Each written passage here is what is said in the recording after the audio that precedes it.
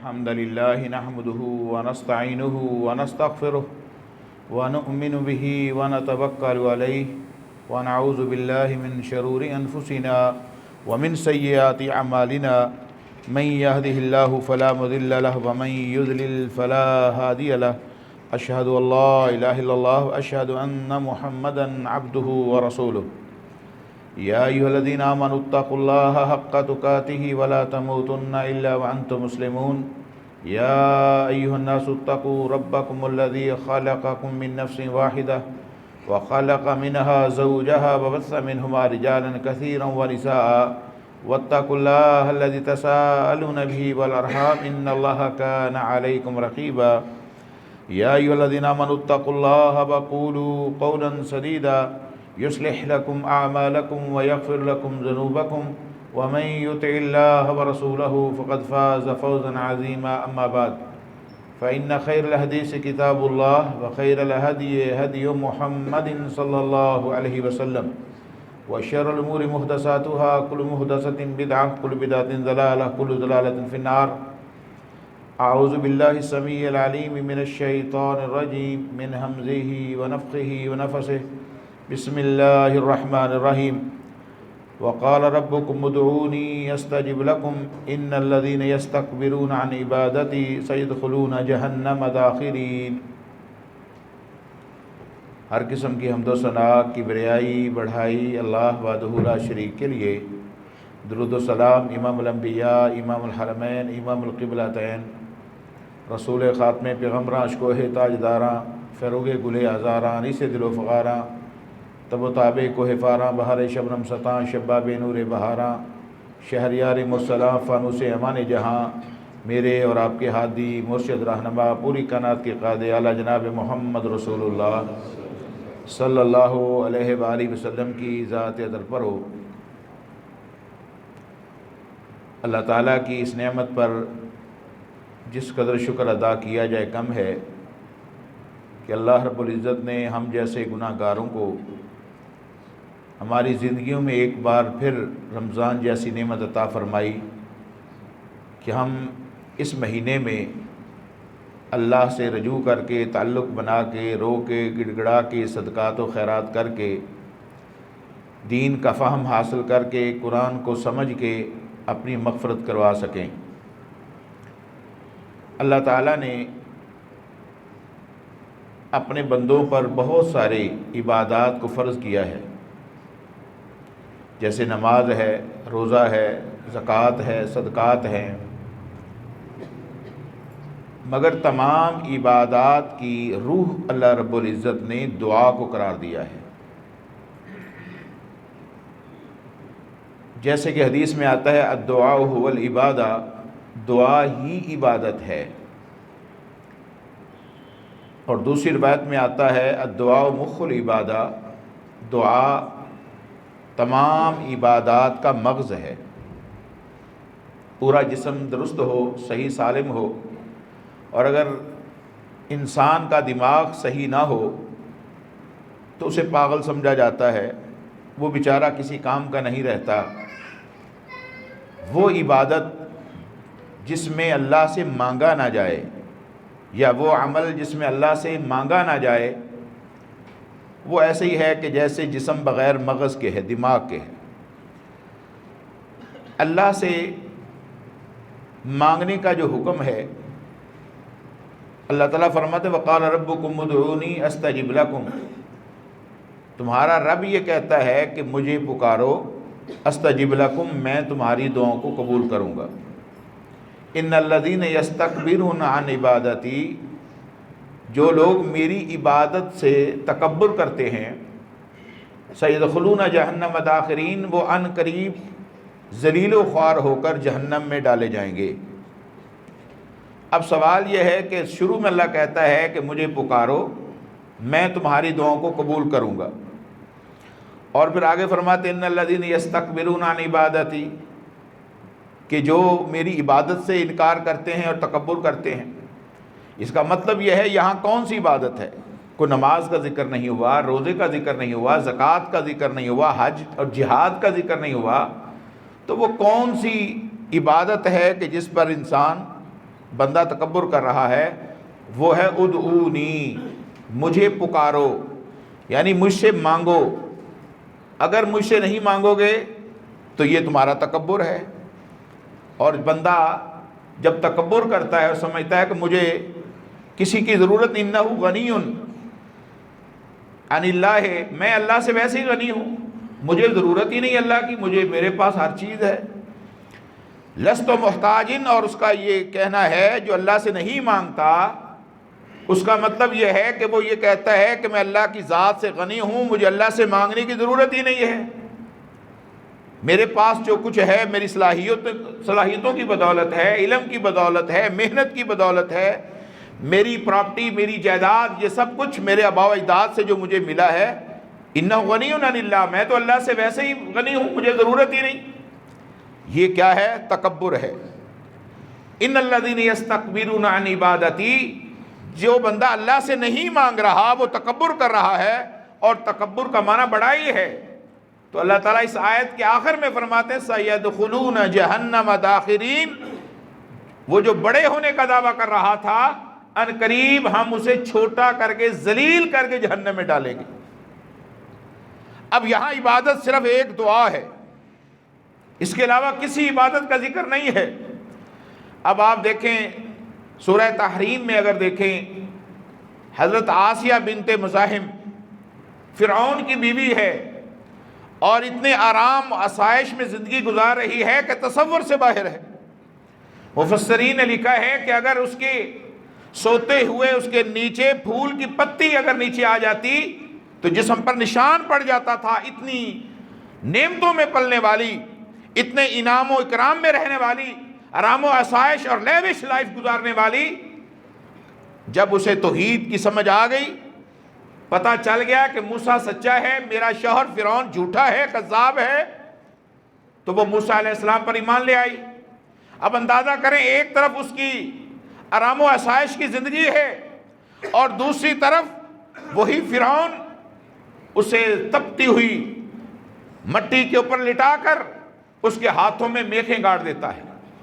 اب آپ ذرا اندازہ کریں کس قدر شدت کی تکلیف ہے، اور وہ اس حالت میں کہتی ہے رب ابن لی عندک بیتا فی الجنہ ونجنی من فرعون وعملہ ونجنی من القوم الظالمین۔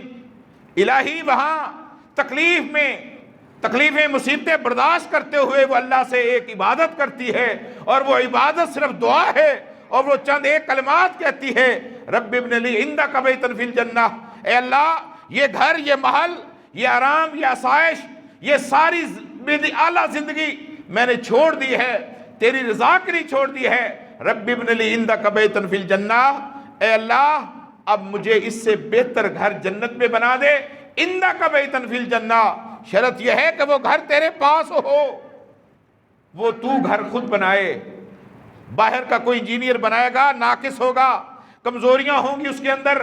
یہ محل بڑا خوبصورت تھا مگر اس کے اندر ہزار کمزوریاں ہوں گی، اے اللہ جو تو بنائے گا، کیونکہ تمام عیبوں سے پاک ہے، تمام نقائص سے پاک ہے، تمام عیوب سے پاک ہے، اسی طرح تیری جنت بھی ہر عیب سے پاک ہے، ہر لغزش سے پاک ہے، ہر برائی سے پاک ہے، ہر بیماری سے پاک ہے، ہر مصیبت و تکلیف سے پاک ہے۔ جو تو اپنے پاس میرے لیے گھر بنائے گا وہ بھی ہر قسم کی پریشانیوں سے دور ہوگا۔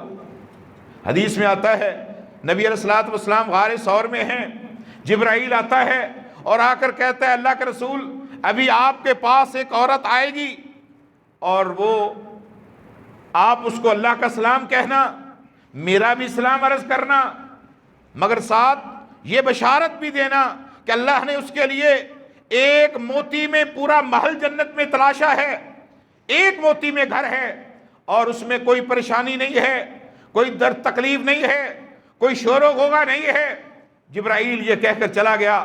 تھوڑی دیر کے بعد سیدہ خدیجہ رضی اللہ تعالیٰ عنہا وہاں پہنچ جاتی ہیں، آپ کے پاس رسول اللہ صلی اللہ علیہ وسلم کے لیے کچھ کھانا پینا ہے وہ لے کر آتی ہیں، نبی علیہ السلام مبارک دیتے ہیں، خدیجہ خوش ہو جاؤ، ابھی جبرائیل آیا، اللہ کا سلام تیرے لیے لے کے آیا، اور اس نے اپنا بھی سلام عرض کیا ہے، ساتھ بشارت دی ہے کہ اللہ رب العزت نے تیرے لیے جنت میں ایک موتی میں پورا گھر تیار کیا ہے، جس میں کوئی پریشانی نہیں ہے، شور و غوغا نہیں ہے، کوئی تھکاوٹ نہیں ہے۔ میں حیران ہوا اس حدیث کو پڑھ کے۔ چلو جنت میں محل تیار ہو گیا، ایک موتی میں ہو گیا، مگر اس میں شور نہ ہونا، تکلیف نہ ہونا، اس کا کیا مطلب ہے؟ اصل بات یہ ہے، جب رسول اللہ صلی اللہ علیہ وسلم کی شادی ہوئی، عرب کی سب سے بڑی تاجر عورت تھی، مالدار عورت تھی، بڑا نام تھا اس کا اور ایماندار عورت تھی، رسول اللہ کے ساتھ شادی ہوگی، سارا مال اسلام کے لیے لٹا دیا، سارا مال آپ کے قدموں میں ڈھیر کر دیا۔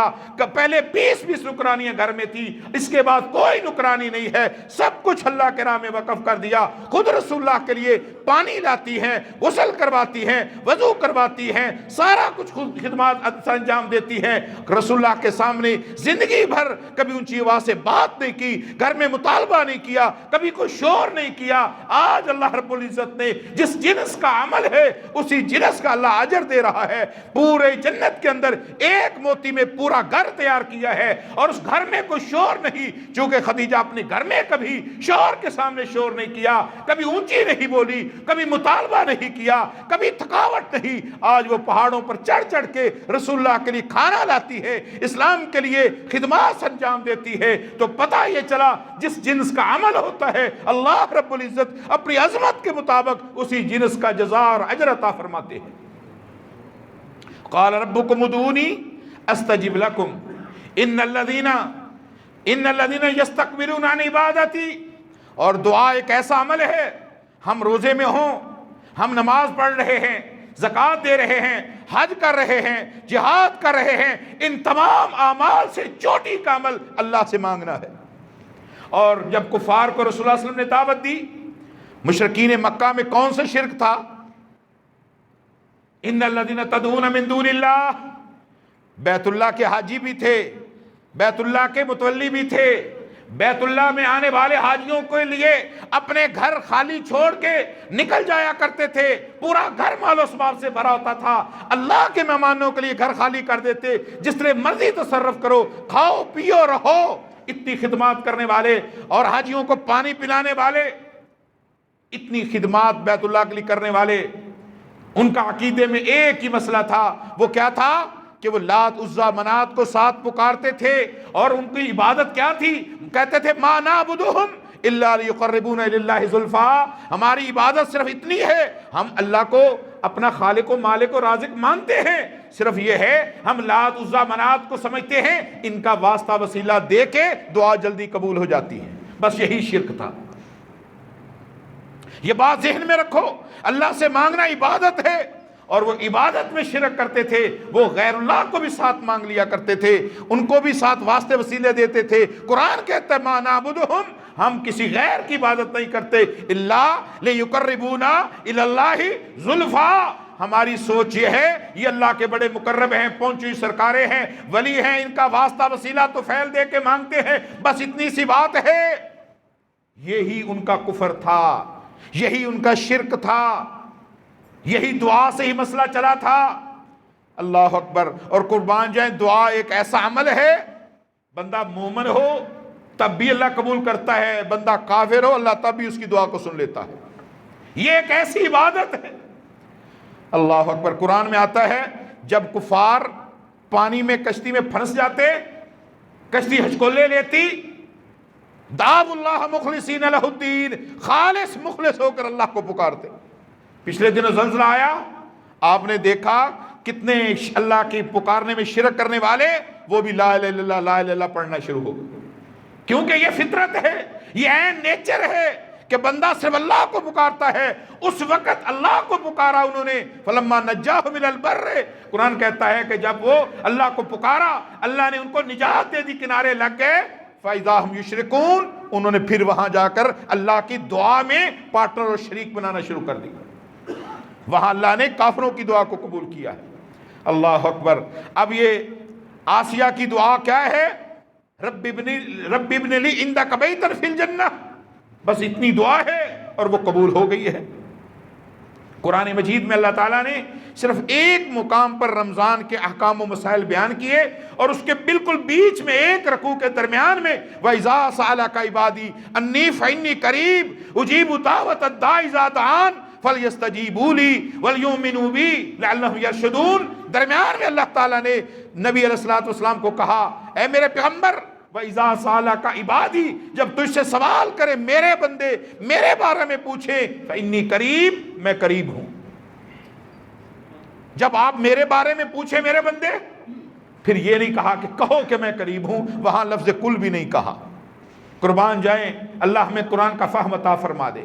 یہ سارے فرقے, یہ سارے عذاب, یہ سارے تفرقات, یہ دوریاں, یہ دشمنیاں, یہ دین کے نام پر نفرتیں قرآن کو نہ سمجھنے کی وجہ سے ہے. قرآن میں ہوتا زن ہے مرد مسلمان, اللہ کرے تجھ میں پیدا جدت کردار. جب تک جدت کردار چاہتے ہو تو قرآن کو تو سمجھو. 1400 سال سے یہ کتاب ہمارے درمیان ہے. سب سے زیادہ مظلوم کتاب یہ ہے جس کو سب سے کم دنیا میں سمجھا اور پڑھا جاتا ہے. صرف اس حد تک پڑھتے ہیں کہ اوپر انگلی پھیرتے جاؤ, نادرہ پڑھتے جاؤ, 1 بار 2 بار 10 بار. ارے 70 سال عمر ہو گئی اب بھی نادرہ پڑھنا ہے. اللہ نے اگر پوچھ لیا, اور یقیناً قرآن میں آتا اللہ نے پوچھنا ہے, اللہ پوچھے گا, قرآن کو پوچھے گا. قرآن آ کر بندے کی گواہی دے گا, یا بندے کے حق میں دے گا یا بندے کے خلاف دے گا. اس نے گواہی دینی ہے. اب ہمیں سوچنا ہے, اپنے ضمیر سے پوچھیں کہ قرآن ہمارے بارے میں کیا کہے گا. یہ تو شہر رمضان الذی انزل فیہ القرآن ہے نا. قرآن کو آپ پہلی وہاں سورہ بقرہ سے لے لو, اینڈ تک چلے جاؤ, قرآن کی کوئی صورت ایسی نہیں ہے یا اللہ نے کسی نہ کسی نبی کی دعا کا ذکر نہ کیا ہو. اور ہر نبی کی دعا بغیر واسطے اور وسیلے کے, بغیر کسی سفارشی کے ہے. اللہ کہتا ہے وَإِذَا سَأَلَكَ عِبَادِي أَنِّي, اے میرے پیغمبر جب آپ سے میرے بندے میرے بارے میں سوال کریں, انی قریب میں قریب ہوں. اللہ کتنا قریب ہے, سیڑھی لگا لیں, چھت بڑی قریب ہے, چھت کے اوپر جانے کے لیے سیڑھی چاہیے. یہی دلائل ہے نا. ڈی سی کو ملنا ہے, باہر چپڑاسی سے ہی تعلق بنا لیں, اندر بھیج دے گا. اللہ کہتا ہے نہیں, ما قدر اللہ حق کا قدر ہی. تمہاری یہ جو حرکتیں ہیں, یہ جو تمہارے اعمال ہیں, شرکیہ جو تمہارے کام ہیں, اس کی وجہ یہ ہے تم نے میری قدر نہیں جانی, تم نے میری عزت نہیں کی, تم نے میرا اکرام نہیں کیا, تم نے میرا مرتبہ اور مقام دنیا کے کسی افسر کے برابر سمجھا ہے. فرمایا نہیں انی قریب, نحن اقرب الیہ من حبل الورید, ہم تو تیری شارک سے بھی قریب ہیں. ہم تیری شارک سے قریب, ہم تیرے دماغ سے قریب, تمہارے دل سے قریب, ہم تمہاری آنکھوں کے قریب, تمہاری سسکیوں سے قریب, تمہارے رونے اور گڑگڑانے سے قریب ہیں. جب تم دعا مانگتے ہو اللہ کہتا ہے فَلْيَسْتَجِيبُوا لِي, میں فوراً لوگوں کی دعاؤں کو قبول کرتا ہوں. فَلْيُؤْمِنُوا بِي, لوگوں کو بھی چاہیے کہ میری بات مان لیا کریں. لَعَلَّهُمْ يَرْشُدُونَ, ساری زندگی کی گائیڈ لینا چاہتے ہو, گائیڈ لائن, تو میری بات مانو. ارے میری نہیں بھی مانو گے میں تب بھی تمہیں دے رہا ہوں, تمہاری سن رہا ہوں. کافروں کی اللہ سن نہیں رہا, وہ بیمار نہیں ہوتے, ان کو شفا نہیں ہوتی, وہ ہم سے بہتر حالات میں نہیں ہے دنیا میں. کون دے رہا ہے ان کو؟ اللہ دے رہا ہے. مگر عقیدہ چونکہ غلط ہے سارا کچھ ان کا غارت ہو جائے گا. تو ہم تھوڑی سی ڈائریکشن سیدھی کر لیں, باقی پہلے بھی اللہ کر رہا ہے, بعد میں بھی اللہ ہی کرے گا. دیکھو نا اللہ تعالیٰ نے فوراً اس کے درمیان جب بندہ 16 گھنٹے کا روزہ رکھے گا, بھوک اور پیاس سے نڈال ہوگا, ہر حلال چیز سے بھی بچنے کی کوشش کرے گا, گھر میں ساری نعمتیں ہیں نہیں کھائے گا, پھر اس کا معدہ خالی ہے, زبان اس کی صاف ہے, دل اس کا بالکل کوڑا ہو گیا, دماغ اس کا اللہ کے لیے بالکل اس کی طرف مائل ہے. اب جب اللہ کے ساتھ تعلق جڑتا ہے اللہ سے مانگے گا. اللہ نے دعا کا مسئلہ درمیان میں بیان کر دیا, کہا روزے کی قبولیت چاہتے ہو تو دعا مانگو, نماز کی قبولیت چاہتے ہو تو دعا مانگو, حج کی قبولیت چاہتے ہو تو دعا مانگو, جہاد میں درجہ چاہتے ہو تو دعا مانگو, اپنی دعوت میں, واعظ میں, تقریر میں, نصیحت میں اگر تم اثر ڈالنا چاہتے ہو تو مجھ سے دعا مانگو. اور موسیٰ علیہ السلام کیا کہتے ہیں؟ رب اشرح لی صدری ویسر لی امری واحلل عقدۃ من لسانی یفقہوا قولی. اللہ تو نے مجھے نبوت کا درجہ دے دیا ہے, مجھے نبوت کا تاج پہنا دیا ہے, مجھے تو نے بڑا لاڈلا نبی بنا دیا, میری زبان کی گرہ کو کھول دے. نبی اپنی زبان کی گرہ کو خود نہیں کھول سکتا, سینے کو خود نہیں کھول سکتا, زبان میں اثر خود نہیں ڈال سکتا. کس سے مانگ رہا ہے؟ بولیں کس سے مانگ رہا ہے؟ اللہ سے مانگ رہا ہے. اللہ اکبر. یہی موسیٰ جب حالات خراب ہو گئے نا, یہاں سے ہجرت کی، ہجرت کر کے چلے گئے ہجرت دور، مدائن میں پہنچ گئے. لمبا واقعہ ہے، میں اپنے موضوع کے ریلیونٹ باتیں کروں گا تاکہ ہمیں جو مجھے موضوع دیا گیا ہے اللہ تعالی ہمیں اس کی سمجھنے کی توفیق عطا فرمائے. اللہ کا نبی ہے، موسیٰ ہے، یہاں موت کا خوف ہے، اس خوف سے علاقہ چھوڑ دیتے ہیں، وہاں لمبا سفر کر کے چلے گئے، کوئی پتہ نہیں کہ جانا کہاں ہے. قرآن کہتے فلما توجہ الی مدین، اللہ نے مدین کی طرف ان کا چہرہ کر دیا.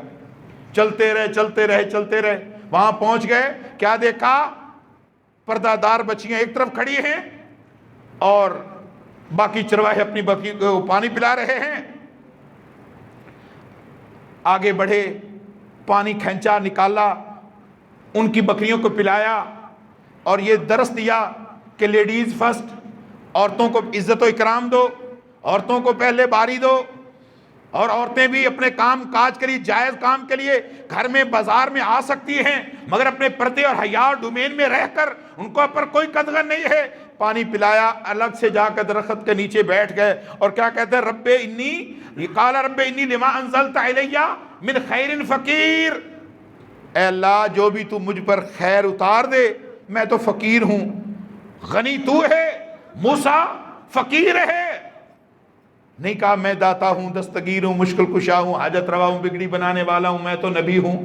نہیں، کہا اے اللہ خیر فقیر، میں جو تیری طرف سے خیر آ جائے میں اس کو قبول کرنے کے لیے، یا اللہ میں اسے لینے کے لیے انتظار بیٹھا ہوں، میں فقیر ہوں، میرے پلے کچھ نہیں. ان اللہ غنی ونحن الفقراء، اللہ غنی ہے، ہم سب اس کے فقیر ہیں.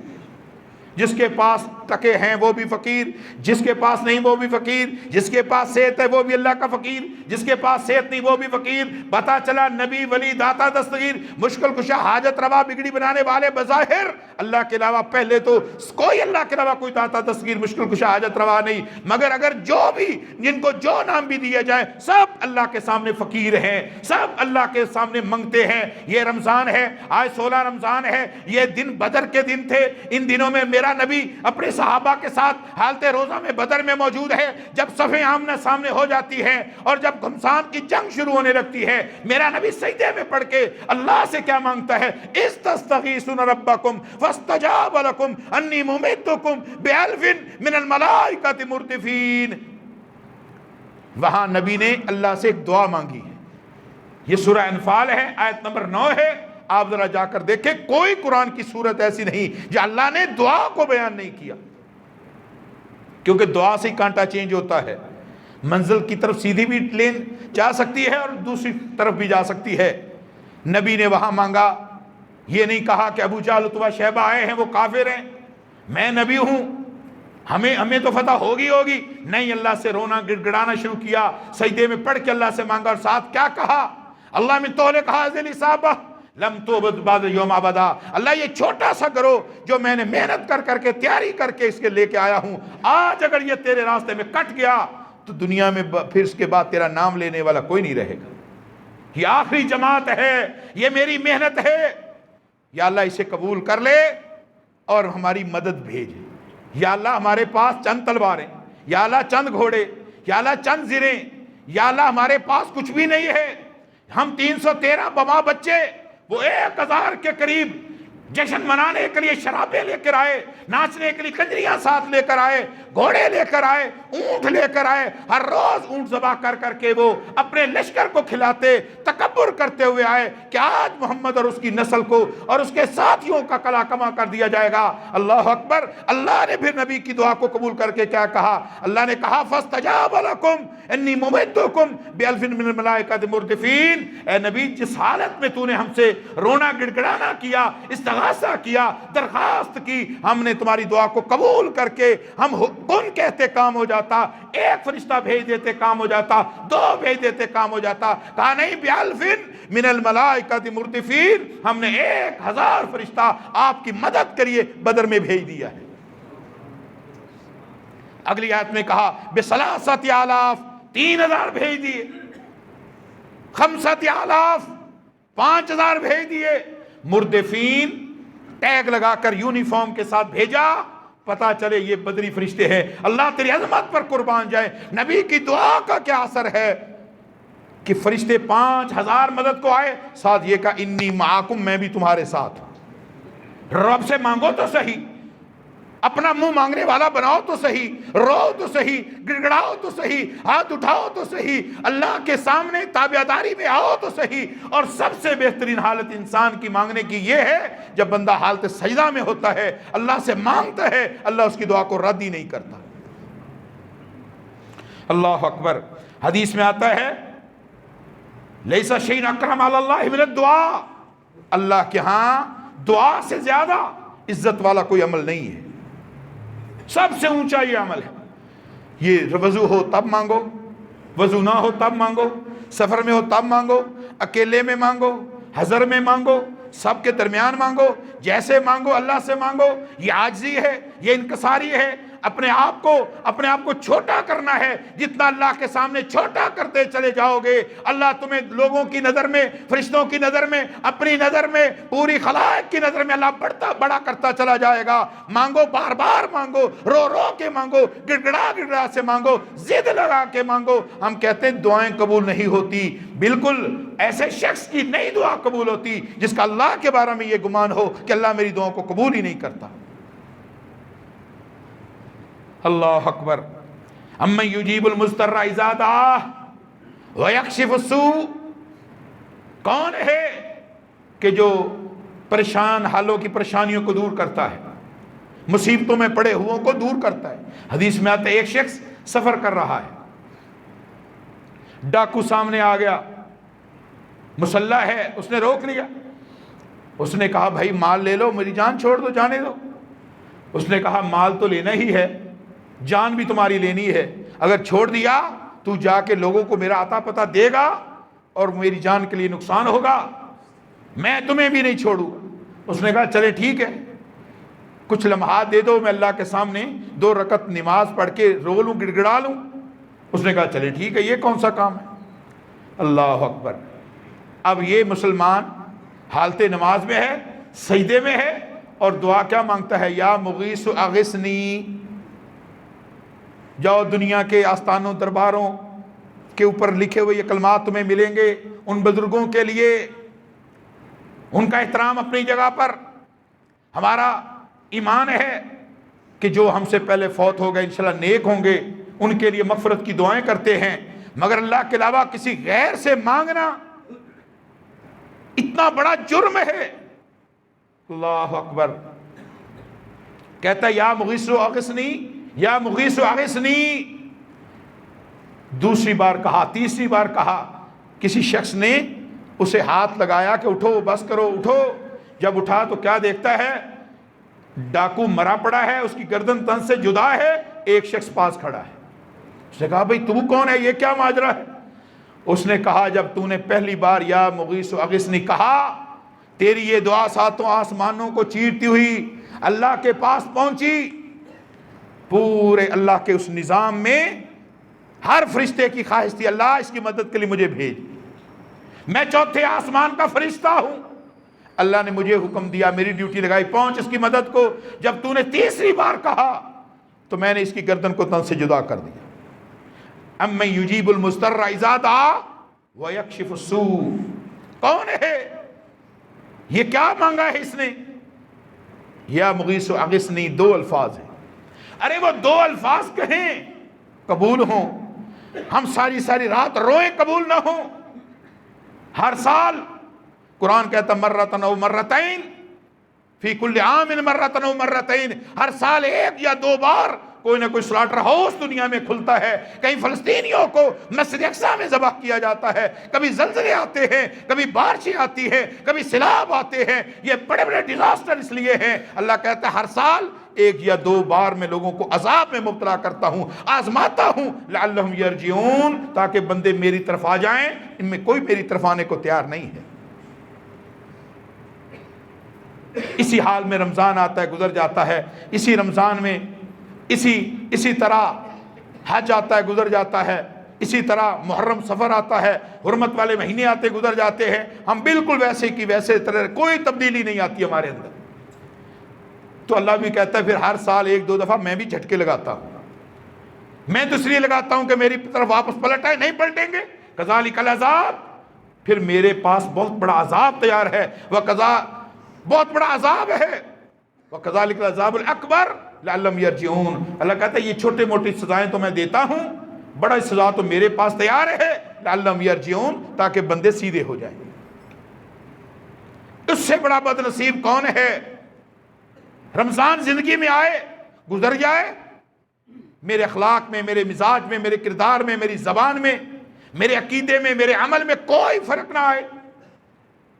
ربڑ کی طرح کھینچا جائے تو لمبا ہوتا جاتا ہے، چھوڑ دو تو واپس وہیں پلٹ جاتا ہے. یہ ہمارا حال ہے. اللہ اکبر.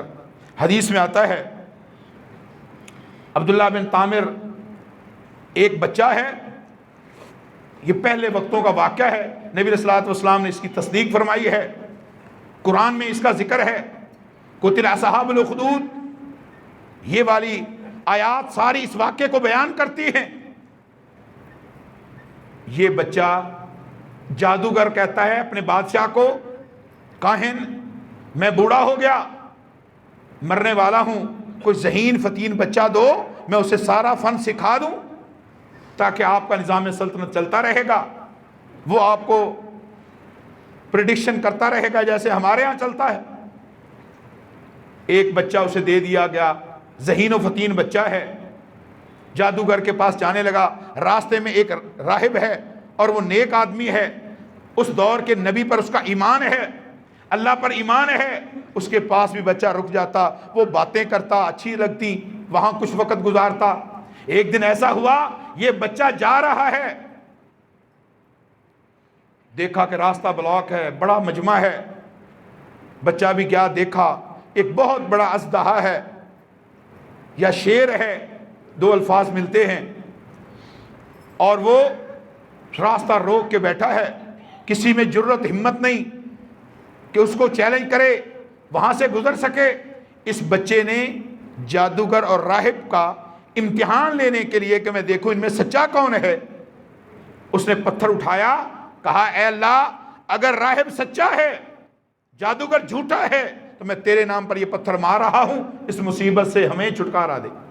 پتھر مارا، وہ اژدہا وہاں مر گیا، راستہ کھل گیا. اللہ اکبر. خبر عام ہو گئی. بادشاہ نے بچے کو حاضر کروایا، پوچھا کس کے ماننے والے ہو؟ کہا اللہ کا. اس نے کہا وہاں وہ رب تو میں ہوں. اس نے کہا نہیں، میرا رب آسمان و زمین کے بنانے والا، پہاڑوں کو بطور میخیں گاڑنے والا، فاطر السماوات والارض، وہ رب ہے جس نے پہلی بار آسمان و زمین کو بنایا، کسی کی کاپی نہیں کی، پہلی بار بنانے والا وہ میرا رب، میں اس کے ماننے والا ہوں. اس نے کہا یہ تو کام خراب کر رہا ہے، پکڑو اسے لے جاؤ، اونچے پہاڑ پر چڑھ کے اسے نیچے گرا دو، اس کا کوئی نام و نشان بھی نہیں رہے گا. فوجی دستہ ساتھ گیا، پہاڑ پر لے گئے، اوپر سے جا کر نیچے پھینکا. مگر پھینکنے کے لیے لے گئے، کیا ہوا؟ اللہ کی حکمت. اس نے اللہ سے دعا مانگی، اللہ مکفنی بما شئت، اے اللہ ان ظالموں سے میرے لیے تو ہی کافی ہو جا. بس اتنی سی یہ 2 الفاظ ہیں، اللہ مکفنی بما شئت. یہ 2 الفاظ، ساری رات کا رونا گڑگڑانا نہیں، اجتماعی دعائیں نہیں، لمبی چوڑی دعائیں نہیں، 2 الفاظ.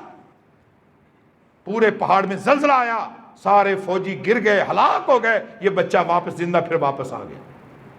بادشاہ نے کہا یہ عجیب بات ہے، پکڑو اسے، کشتی میں ڈالو، بیچ سمندر کے لے جا کر بڑے بڑے بھاری پتھر اس کے جسم سے باندھ کے نیچے پھینک دو تاکہ یہ مر جائے. لے گئے.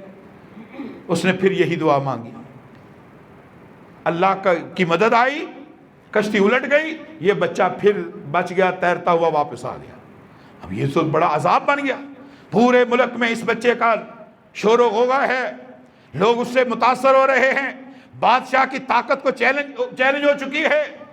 اس نے کہا بادشاہ سلامت، آپ مجھے کیوں مارنا چاہتے ہیں؟ اس نے کہا میں رب ہوں، تو کسی اور کو رب مانتا ہے؟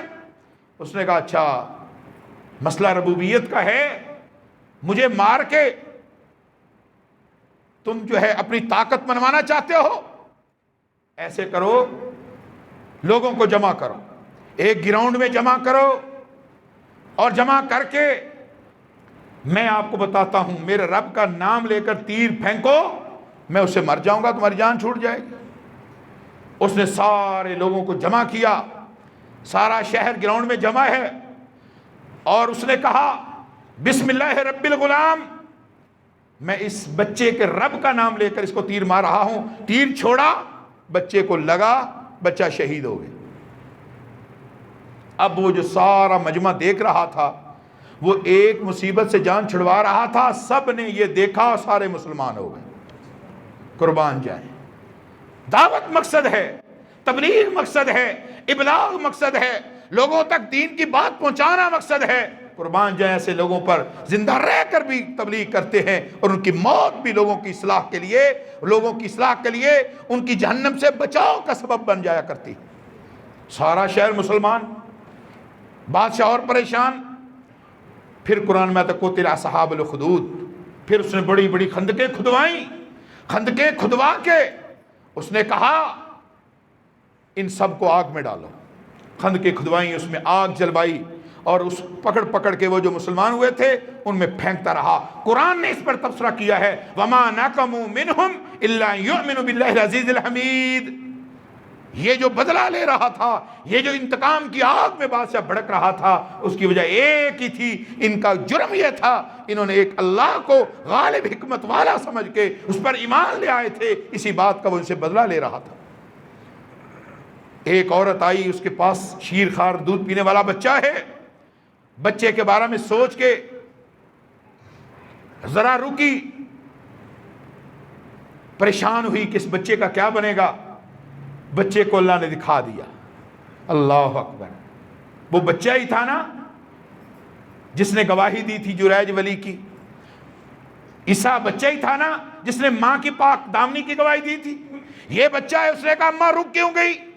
کہا بیٹا آگ ہے، تو معصوم ہے، تیرا کیا بنے گا؟ کہا اماں اس سے نہ ڈر، نہ جھجک، اس میں چھلانگ لگا دے، اللہ نے مجھے دکھا دیا ہے، یہ آگ نہیں، یہ جنت ہے۔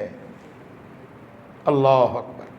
اب وہ بچہ دعا مانگتا تھا، اللہم اغفرنی بما شئت۔ حدیث میں آتا ہے رسول اللہ صلی اللہ علیہ وسلم کے پاس ایک صحابی آیا، کہنے لگا یا رسول اللہ بچہ گم ہو گیا ہے اور مجھے اندیشہ ہے کہ ڈاکو اٹھا کے لے گئے، وہ اغوا ہو گیا ہے، یا رسول اللہ کوئی حل بتائیں۔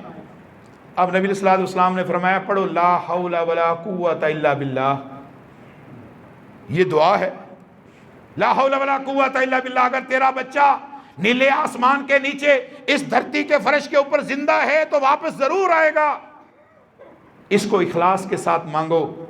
صحابی بھاگتا ہوا واپس گھر گیا، بیوی کو کہا خوش ہو جاؤ، رسول اللہ کے سامنے میں نے مسئلہ رکھا، آپ نے یہ دعا بتائی ہے، اللہ سے مانگو۔ ماں ہے بیچاری، ماں تو پھر ماں ہے، باپ سے زیادہ پریشان۔ اس نے لا حول ولا قوت الا باللہ پڑھنا شروع کیا، اور وہ بچہ دوسری طرف ان اغوا کاروں کے چنگل میں ہے، اور وہ وادیوں کے درمیان رہتے ہیں، ہزاروں جانور ان کے پاس ہیں، اور وہ لوگوں کو اغوا کر کے ان سے جانور چرواتے ہیں، وہاں سے نکلنے نہیں دیتے، اپنی کام لیتے ہیں، بیگار کیمپ جیسے کھولا ہوا تھا۔ بچہ کہتا ہے ایک دن میں بکریاں چراتے چراتے ایک چیک پوسٹ کے قریب تھا جہاں ڈاکو بیٹھے تھے، دیکھا کہ وہ سارے غافل ہیں، میں بکریاں چراتے چراتے ذرا آگے دور نکل آیا، دیکھا بہت پیچھے رہ گئے ہیں، میں مدینہ کا رخ کیا، چلتا رہا یہاں تک کہ مدینہ میں آ گیا، اور جب آیا مدینہ میں اکیلا اغوا ہوا تھا، جب ڈاکو لے کے گئے تھے تو وہ اکیلا تھا، جب واپس پلٹ کر آیا ہے تو 4000 بکریوں کا ریوڑ ساتھ لے کر آیا ہے۔ باپ ماں پریشان، خوشی بھی ہے، بھاگے بھاگے رسول اللہ صلی اللہ علیہ وسلم کے پاس گئے، آقا جو آپ نے بتایا، دعا بتائی تھی مانگی، اللہ نے عجیب ماجرا ہوا، مدد کی، کیا ہوا؟ کہا کہ بچہ واپس خیر و عافیت سے آ گیا ہے، 4000 بکریاں بھی لایا ہے، ان کا کیا کرنا ہے؟ بیت المال میں دینی ہے، کیا کرنا ہے؟ فرمایا نہیں، یاد رکھو تمہاری یہ اس دعا کا اثر ہے، جب تو نے دعا اخلاص کے ساتھ مانگی، اللہ نے تمہارا بیٹا بھی واپس بھیج دیا، ساتھ 4000 بکریاں بھی دے دی، وہ تمہاری ہیں، اس میں اسلامی ریاست کا کوئی حصہ نہیں ہے، مال بھی آیا، جان بھی آ گئی۔ یہ دعا کا اثر ہے۔ وَالظَّنُّونَ إِذْ ذَهَبَ مُغَاضِبًا فظن ان لن نقدر علیہ احد، یونس علیہ السلام لڑ کے ناراض ہو کے اپنی قوم سے نکلے، کشتی میں سوار، سمندر میں جانا پڑا، لمبا واقعہ ہے، مچھلی کے پیٹ میں، سیدھے مچھلی کے پیٹ میں جا کر قید ہوئے۔ قربان جائے، اللہ کہتا ہے فنادا فی الظلمات، وہاں اندھیروں میں اس نے ہمیں پکارا، اور وہ اندھیرے، رات کے اندھیرے، مچھلی کے پیٹ کے اندھیرے، راتوں کے اندھیرے، پانی کے اندھیرے، کون کس مچھلی کے پیٹ میں تھے؟ فنادا فی الظلمات، اللہ کو پکارا بغیر کسی واسطے وسیلے کے، اللہ کو ڈائریکٹ پکارا۔ اللہ کہتا ہے اگر میرا یونس مجھے نہ پکارتا لَلَبِثَ فِی بَطْنِهِ إِلَىٰ يَوْمِ يُبْعَثُونَ، قیامت تک مچھلی کے پیٹ میں قید رہتا، اسے کوئی وہاں سے نہ نکال سکتا۔ اللہ سے کیا مانگا؟ لا الہ الا انت سبحانک انی کنت من الظالمین۔ رسول اللہ نے فرمایا کہ جو شخص یہ اسم اعظم ہے اس کے ساتھ دعا مانگتا ہے، اللہ اس کی دعا کو رد ہی نہیں کرتا۔ مانگو تو صحیح۔ یہ جمعہ اس میں ایک گھڑی ہے جس میں اللہ ہر دعا کو قبول کرتا ہے۔ کون سی گھڑی ہے؟ پہلے ہے، بعد میں، درمیان میں ہے، یہ ہم نے کوشش کرنی ہے۔ اور پھر آخری عشرے کی ایک ہی دعا، یہ جو ہمارے ہاں مارکیٹ میں چل رہی ہے نا، پہلے عشرے کی یہ دعا، دوسرے کی یہ دعا، یہ فراڈ ہے، سنت سے ثابت نہیں۔